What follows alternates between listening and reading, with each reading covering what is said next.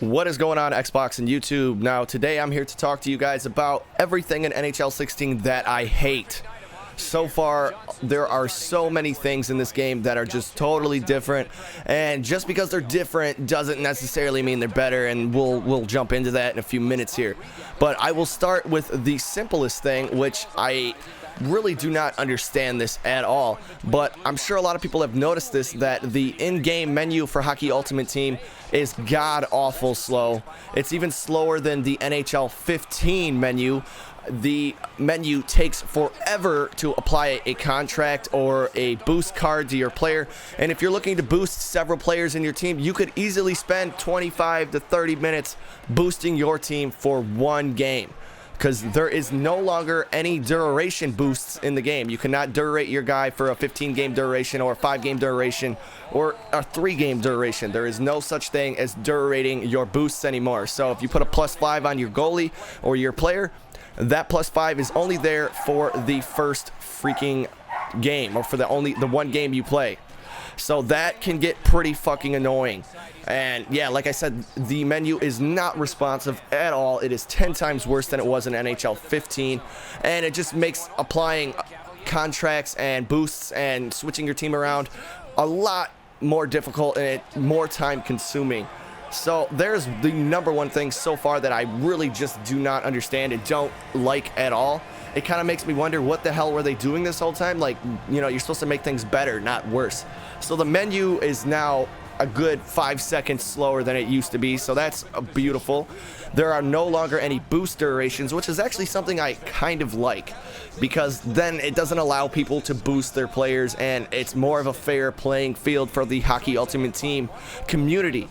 But with that being said, the second thing I do not like, which I'm sure will never change in Hockey Ultimate Team or in any EA game ever, because it's an EA game, is that they have microtransactions. I mean, if you went on Twitch the day this game came out for early access, for EA access, for people on Xbox One, there were people spending $500, $600, $700, all the way up to $1,100 on the first day, and the game wasn't even out yet.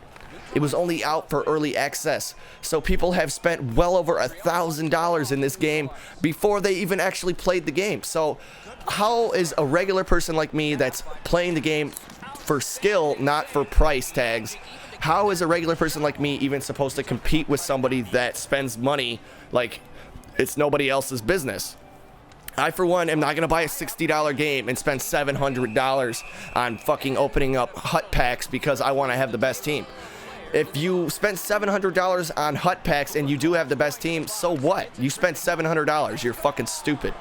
So that's what one thing. Another thing I do not like about this game at all, because I'm only in Division 8 and I'm facing people that have Crosby, Ovechkins, they got Price in net, they got Zetterberg, they got Dadzuk on fucking center. And it's like, regardless of how good you think you might be, yeah, it is possible to beat a team with a bronze team. It's possible to beat a gold team with a bronze team. But it's not fun. It's not fun. It's possible, but who the fuck wants to do that? Not me.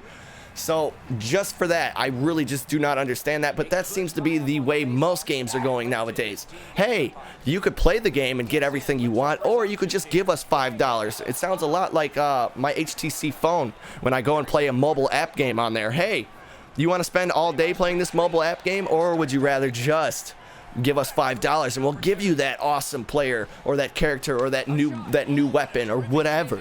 So gaming in my head is turning into the mobile app game industry, where you can pay your way to the top, but you could also play the game and pull your hair out. And, you know, for those of you guys that have seen the South Park episode, freemium isn't free. Yeah, that South Park episode literally describes gaming to a T in the 21st century lately. But on to the next thing I do not like in NHL 16. I do not understand these pass pickups or these pass pickoffs, where you can, if you're on the defensive and the opponent passes the puck, your guy will put his stick out and block the pass, even if you didn't tell him to. And this goes the same way now if you have the puck and the other guy is trying to block you. It's the same exact thing. His computer guy will pass pickup, or he will pick your pass off, And there's really nothing you can do about that. And you'll see a lot of that in the gameplay that you guys are watching in the background. There's really almost nothing you can do. And as Bacon Country even said in his review of NHL 16's gameplay, was that it's literally impossible to pass the puck out of your zone for the most part sometimes. And when you're in the opponent's zone, it's literally impossible to set up or even cycle the puck because you don't know where that guy is going to pick off your pass. And they seem to be able to do it whether they're looking at you or they're not looking at you. And what I don't get is it's all computer-based, moves that they're doing. Like the actual person playing isn't picking your pass off. So that means depending on how good your player is, or your players overall, or your team's overall, they are going to be able to do pass pickoffs a lot easier or harder depending on the rank of the player. Now, if you have a ton of good players on your team, yeah, pretty much every pass that I can even think of doing gets blocked. And if it doesn't get blocked, something along the lines of me picking it off or poke checking it doesn't seem to work either, because if you poke check it, it seems to go straight to the team that you're trying to poke check it away from. So there's one thing, the pass pickups are just absolutely horrid right now. They're way too strong. They're super overpowered, but that's how most new games are when they have new features. The new features tend to be the most overpowering. And the next thing that I really just dislike about this game altogether is the speed of the momentum and how the momentum works. Now, it's almost clear cut and dry to me after playing NHL 15. I can basically feel the game out. I can tell what's happening before it even happens. Like, for instance, you score a goal, your team gets mad momentum, and no matter what the other guy does, your team will always get the puck. And you will see examples of that in this gameplay, guys. No matter what the opposite or the opponent does, if you have the momentum, he's not going to be able to make passes. He won't be able to take shots. He won't be able to set up. His guys will be all over the ice. And nothing will go your way until you're able to literally hate the game to the point where you get so pissed that you pull the cheesiest cheap shot you possibly can to change the momentum rate. Now, the momentum, if a team scores in the first of the second or the beginning of the first period, then they will have momentum until you're able to score back. And if you're not able to score back, they will continue to have momentum for the entire period. And it just makes the game not any fun because you can realize it, you can feel it, that no matter what you do, you're not going to be able to stop this guy. And it's the same way, it goes both ways. I've played a guy where I couldn't stop him for nothing, so I put my controller down. And I would just wait for my team to take the puck away from him. And then I was finally able to score a goal. And then all of a sudden, now he can't get the puck. He can't win faceoffs. He can't complete passes or shots. He can't set his team up. And it's the same thing that happens when you get scored on. It happens to you. There's really nothing you could do about it other than try to change your game up or try to change your strategies up. But that really doesn't work when your team is going so slow that there's really nothing you could do. Like, okay, even if you do change your plays up, your guy is skating so slow from the lack of momentum that the opponent can skate up to you backwards and steal the puck. Last time I checked, you could not, I can't skate. I've never seen anybody skate up on somebody in a real hockey game backwards, going full speed. They're full speed, trucking down the ice, and they're on a breakaway, and then out of nowhere comes the defensive man skating backwards, and he's going to take the puck away from you, and which usually in this game ends up being successful for the defensive side. So the offense on this game is just fucking ridiculously hard at the moment. I really do hope a tuner update comes out really soon because I'm already pulling my hair out over this stuff. And I usually win. I win most of my games, but I'm not, like Bacon Country said, I'm not having fun winning them. I'm freaking pulling my hair out the whole time trying to figure out why the whole game plays so inconsistent. So that to me is a really big problem. But then again, the game might play inconsistent because of the microtransactions, because of people having better overall players, because the game wants people that actually spent shitloads of money on this game. They want those people to be happy. They want those people to actually enjoy the game, so they'll continue to spend hundreds of dollars. And mind you guys, this is all my own opinion on how the game works. I feel if the game wasn't pay to win in any aspect, that there wouldn't really be that big of a difference in skill levels.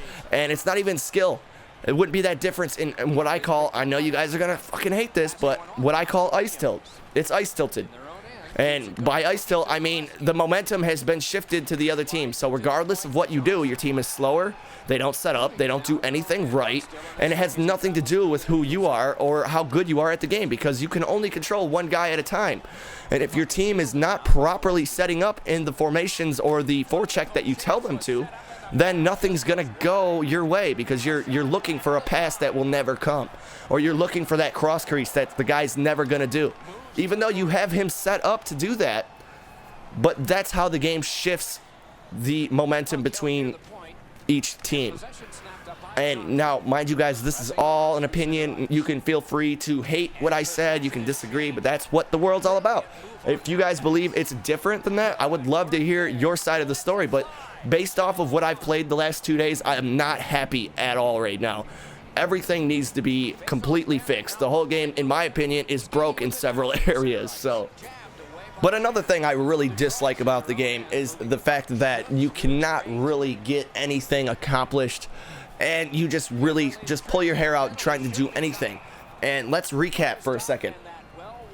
So far we have menus that are slower. We have no durations on boosts. We have puck pass pickups or pickoffs that are overly strong, overly powered. We have way too much of a trap going on in your defensive zone, where you cannot even pass the puck out of your own zone, which in my head seems pretty impossible, even in a real hockey game. And it just continues and continues. The momentum is all messed up. I mean, there's just tons of things. I can go on and on. But don't get me wrong, guys. I really do like the game. I like the game. I just don't like that it seems to be totally one-sided to people that actually spend money in the game. And a lot of it seems to be, a lot of the problems I mentioned in this video seem to cater to the microtransaction. If there wasn't microtransactions, there wouldn't be a reason to make such drastic differences in players, because the people that got that good player deserve to get that good player, because they didn't pay for them. They got lucky. They earned them through a pack, or they bought him. So they deserve to have that overall, because they pushed their way to the top. But when you just spend money and then you spend $100 on the game, and then you get an Ovechkin, a Crosby, you know, Carey Price, all these amazing players, it almost doesn't matter how good you are. You're going to win regardless. Because, like I said, you can beat a team with a bronze, you can beat a gold team with a bronze team, but it's no fun. It's difficult. It's hard. It doesn't make any sense. But this guy is supposed to feel amazing because he has an amazing team, but he actually didn't work for it. And these other people that sit and say, oh, you suck at the game, you're not good, why don't you just get better players, why don't you learn how to play hockey? Why don't you learn how to play hockey? I'm not the one spending $700 on packs just to make sure I win a fucking game. It's a video game. And I'm going to spend $700 on a video game just to make sure I have good players, just to make sure I win. If anything, it just seems like nowadays you're just buying the ego. And that's what people love. It's egotistical. Everybody wants to feed their ego. Just like, why do you buy a nice car or have nice clothes? You want to feed your ego. So people are feeding their ego by spending $700 on the game in packs, having an amazing team, and then boasting about it to the people that don't have the good players and don't have the money to spend the packs, and they tell them how skillless they are and how terrible at the game they are, even though those people are actually holding their own against somebody that spent $700 on the game. So with that being said, guys, I could continue to go on and on and on, but let's hope EA fixes at least some of these problems. The pass pickups, for one, the pass pickoffs, and the momentum shift needs to be toned down a hell of a lot. But with that being said, guys, I hope I've opened your perspective on NHL 16. If I've done so, please remember to like, subscribe, and comment, and I will see you guys on the next one. Peace.